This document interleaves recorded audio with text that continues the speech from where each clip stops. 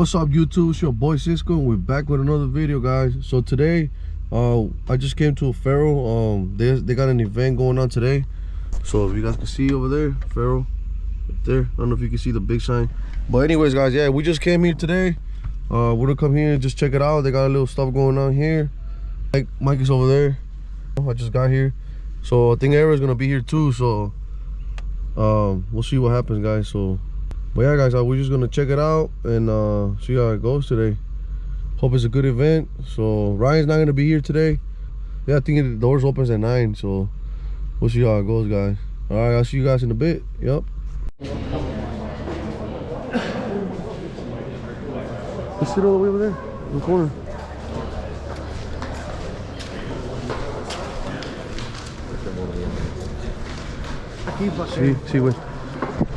See what they got.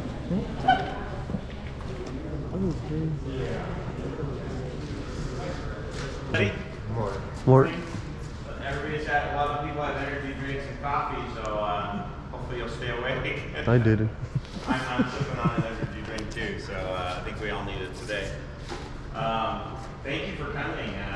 Grateful that everybody's here today. My name is Bart Sadler from Proline Decorative Concrete Systems. I'm from California. Please don't hold that against me. We will. Believe me, I'm planning on leaving that state in the future. It's kind of a messed up state, but I am born and raised there, and there are great things. There are great things about it, except for the politics and the economy over there. But don't move here. The beach is great, and people for the most part are friendly. But yeah, we got our problems out there. So.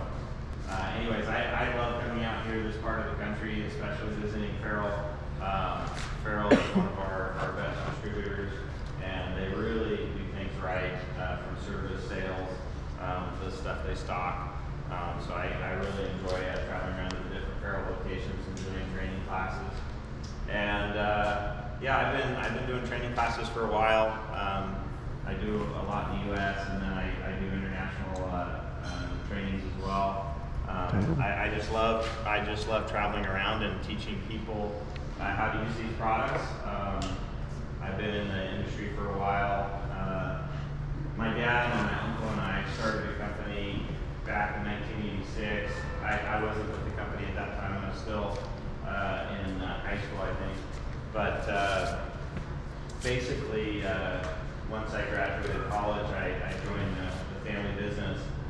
And we were basically doing all these different types of products. We had a company called Concrete Solutions in San Diego, and we came up with, we were the first ones in the industry to have a stampable overlay. I think that was back in, it was like right before I joined the company. I think it was like 95 or 96. Concrete Solutions introduced a quarter-inch stamp overlay. Now, obviously, there's other companies that have it. We couldn't patent it or anything, but it was something that was a huge addition to the concrete and resurfacing industry. So we have tons of stamped concrete all over Vegas. That's where it kind of started and exploded. And basically, yeah, with resurfacers, epoxy type materials, all that stuff we were selling for a long time, and we eventually sold our company back in 2011 to Rhino Linings Truck Bed Liner, the spray liner company. It's a lot of fun to work with these products. I really enjoy it, and that's why I'm still teaching and involved in it. So basically to give you a little, one of the most important things with any of these coatings, and when you talk about coating that's going to go on top of the undersurface, the most important thing is to prep it right. If you have like this polished kind of concrete or hard trowel finish, that's really slick. It's not, whatever you put on there is not going to bond very well. Obviously spills and stains and stuff, sometimes that won't come off, it's hard to get off. But whenever you're going to put a coating down, whether it be a cementitious overlay or an epoxy, if it's not profiled and it doesn't have a good texture, then it could peel off, it could fail. So the most important thing is having a kind of like a sandpaper finish if you ever feel one of these have like a 25 to 50 grit kind of ground down concrete finish, or like a 50 grit sandpaper. So that's really, you want a minimum of 100 grit sandpaper feel on it, so that it's porous, it's open, it doesn't have any contaminants, doesn't have any oils or anything on it that won't allow the material to bond. So it's really important to get that surface clean and open. In some cases, like if you have an epoxy already on the surface and you're going to do an epoxy system on top, you could sand that epoxy and wipe it with acetone and go right on top of it. So you don't have to grind that down as long as that's in good shape. You go and check out your job, what you've got. It's always good to look for cracks and joints. And depending on what you're going to do, if you're going to do like a stamp system, then you want to identify all the joints too, because you're going to treat those joints like a crack and cut them back open. So we'll talk about that a little bit more as we get into the stamping. But when you look around, you want to identify your cracks. So if you have a crack that goes from here all the way to here, it's basically going through that whole slab. It's broken. So that's a moving crack. Okay, that's basically a moving crack. And those are the kind that you need to repair with this system right here, this crack repair system. If it's just a shrinkage crack, like let's say you have some spider cracks on the surface, they're not going to the edge, they're not splitting through the concrete, you really don't have to worry about those and treat them with this system. The cement material, the resurfacer, that will fill them in, and because there's not any movement, you won't have to worry about that. But anything that's like a moving crack, that's what you have to fix. So if it goes from an edge to an edge, a joint to an edge, a joint to a joint, anything where the concrete's actually broken, that's when you need to repair with the system. Otherwise, if it's just a small little crack here and there, you really don't have to treat it with the system. Now, if it does go from an edge to an edge, even though it's a hairline crack, it's like really fine. If it does go from an edge to an edge, anytime you need to open up a crack to fit this material, you use a bead groove, like a crack chasing blade. And they're really easy to use. You can basically just take it on a little 4.5-inch grinder, and you just basically open it up, and you're just opening it up about 3/8 to a 1/2 inch wide, and you just cut it open to the depth of that bead groove. And that'll open it up so that you can get this material inside of it. Chasing tool just to cut into a board. This is kind of what it'll look like when you cut it open. And that's about as wide as you need for this. So basically, here's my part A. Here's my part B.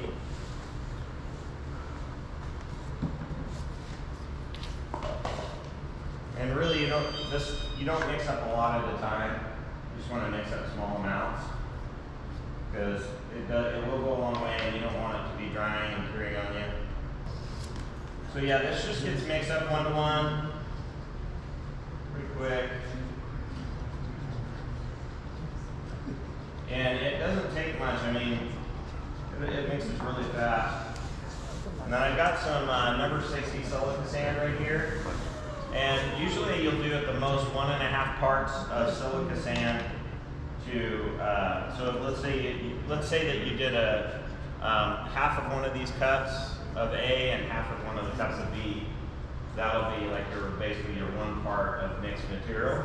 You basically will use 1 part of sand to 1.5 part sand, and that'll give you a good mix. You don't have to use sand, but you're basically doubling your material. It's saving you money by mixing in sand. And I actually, when you grind it, you're actually getting a better finish. You get a lot better finish by putting sand in it.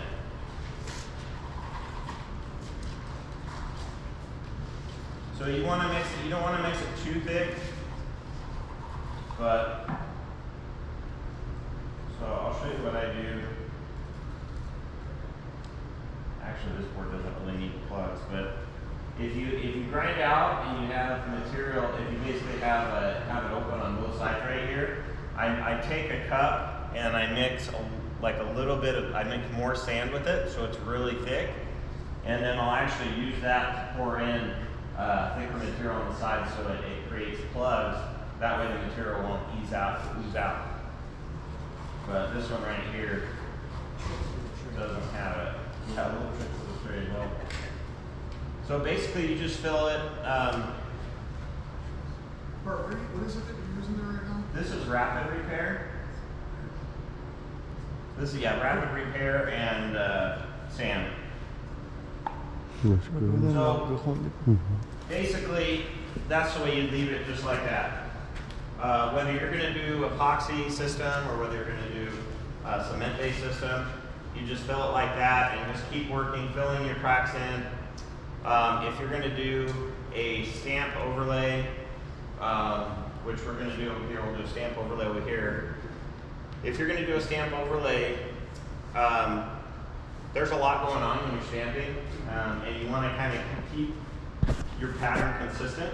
So we, in the very beginning, like I said, Concrete Solutions back in the day, we were the first company to introduce the stamp overlay. And we went through a lot of trial and error on the best way to stamp the floor.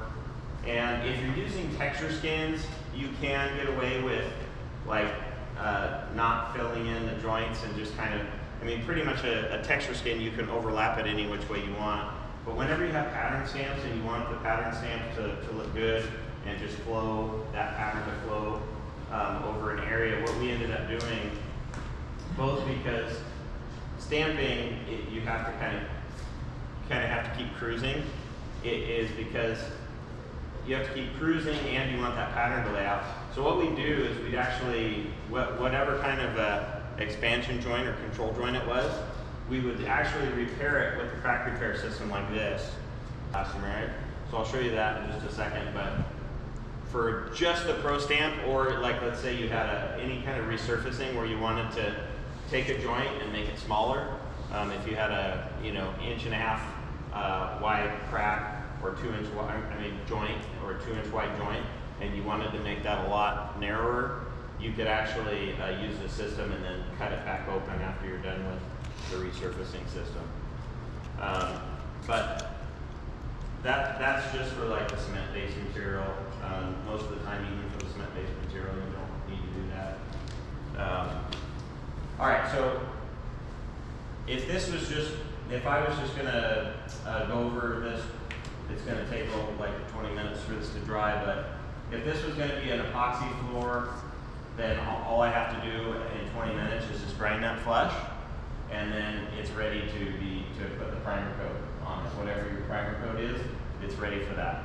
If it's for cement-based material, anything with cement in it, you can't put the cement-based material directly over epoxies or this polyurethane unless it has like a lot of grit in it. So there's a couple options you can do. One, you can scrape it and have it flush like that. I know some people that will actually do that, and then they'll take sand and they'll spread sand over the top of it, and that way it has a gritty surface. And then when they put the Pro Surfacer over it, it's got that gritty surface to fill into instead of a smooth polyurethane or epoxy finish. So that's one way. So for cementitious base coatings, we include the fabric, this 4-inch crack repair fabric, and this product called Elastomeric. It's a waterproof product. We'll put these two on top of it, and this creates a membrane or a bridge over the top of the crack. So in case it does crack back, it only cracks on the top layer, and the water won't get down. It won't break through the fabric in the Elastomeric. That way it's waterproof and you won't have any of that contamination. So that has to be dry, obviously. We grind that off or honey knife it off. But I'm not going to wait for that to dry because we got other things to do. But this right here is the Elastomeric. You just paint it down. It's like a waterproof paint kind of. A waterproof coating. And that goes down about 5 inches wide. And then while that's wet, you only want to work in sections. While that's wet, these come on a roll of 300 feet. And while that's wet, you lay it into the middle of it. And then you take more elastomeric, brush that and work it into that fabric. So it's saturated. You don't want it to be heavily bubbled, but you just want it to be really nicely saturated. So that's why a brush is good. It's better not to use a roller because the brush helps to push it into the weaving of the fabric. And a roller doesn't do as good of a job. But you just work on like 4 or 5 foot sections and you just take that roller and keep rolling your way down. Then you can come back and put a little bit of sand on it. Doesn't have to be like fully saturated, but this just helps when you put the polymer urethane or the polymer cement on top. It gives it something gritty to go over. So that is the full crack repair system right there. That's for, this is the complete system is when you're going to do a cement-based product on top of it. Anything that's epoxy and urethane based, you skip the fabric and the elastomeric. All you're going to do is just that polyurethane and then grind it flush, then you're ready to go over it. But if that does move and there is shifting, then it will actually have that waterproof. It won't break the waterproofing, and water will not get down, moisture won't get down into the crack and cause the lamination of the coating that's next to that crack. If you didn't have that fabric and that membrane there, then the polyurethane, if there is movement, it would crack and it would leave the concrete exposed to getting moisture, and then that would basically come through and start popping out. Minutes ago, this Pro Surfacer, we'll be able to use it for 2 hours or longer.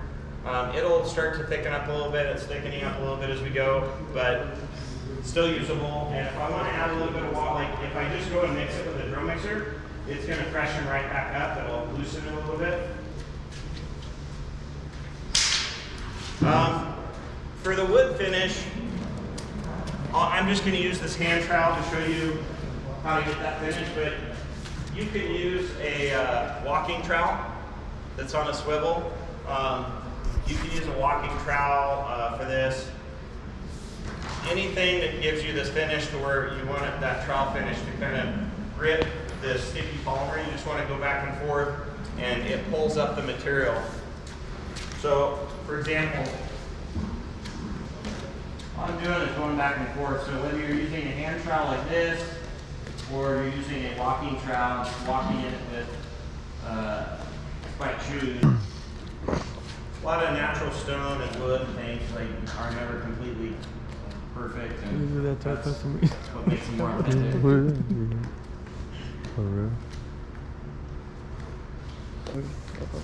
So I usually like to use like a little bit bigger brush, like a 3 or 4 inch brush.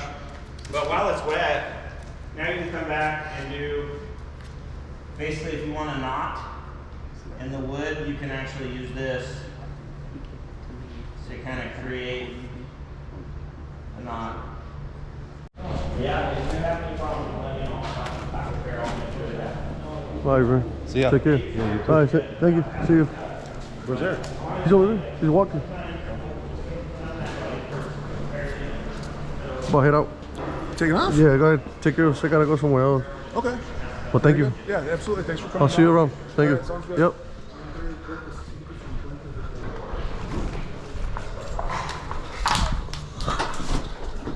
It's kind of boring today. Oh, that's miserably boring. Yeah. This is my first time coming here, but he's like not letting everybody do anything. Oh, bro. I just didn't find it for me. Like, No. people learn by doing. Yeah. I thought he was gonna let people like go in and try. This is like a lecture. All right, bye. We'll see you guys. Yep. Ahorita bien, güey. So yeah, guys, we're about to leave. The show was good. Not what I was expecting. Hearing the guy talk most of the time, I thought he was gonna like let us. I guess Mike said that a couple past years, like you were able to like jump in there and help out and let you try stuff. Some of those people left already, but I gotta go. I gotta do something else. I'm gonna go check some rims right now. I just gotta find my way out of here. I don't remember where I came from. I think I came from this side. So, but yeah, guys. If anything, I'll see you guys in a bit. All right, guys. So I came to go see some rims over here with my guy from Arandas. If you guys want to come and look around, he got a lot of different kind of rims here. And he got a bunch of options for you guys. 26, 24s, 22s, whatever you want. He got them here. So I don't want to do snowflakes. I already did that. I already had that before. He just got some brand new ones. So I'll probably did some 26s. But they got a lot of options, guys. And it's going to be hard. But I'm going to have to think about it, see what I want to get. I'm going to look around still. And I could just let him know what I want. But as you guys can see, I don't want to do black because the truck's going to be blue. I don't know if that's going to match. But he has black, all kinds of rims, guys. Gold, whatever you guys want, he got it here. So if you guys interested, you got this black and red ones. They even got lowrider rims. So we got everything, man. Got the Stratas. So we're gonna try to do a little different, but you got the 4Giatos over there too. Show you the 4Gs. You got the 4Giatos, but he don't got them in. He could get them in truck, but these are 5 lugs. So we're gonna start with something, and then probably in the future I'll probably try to get some 4Giatos.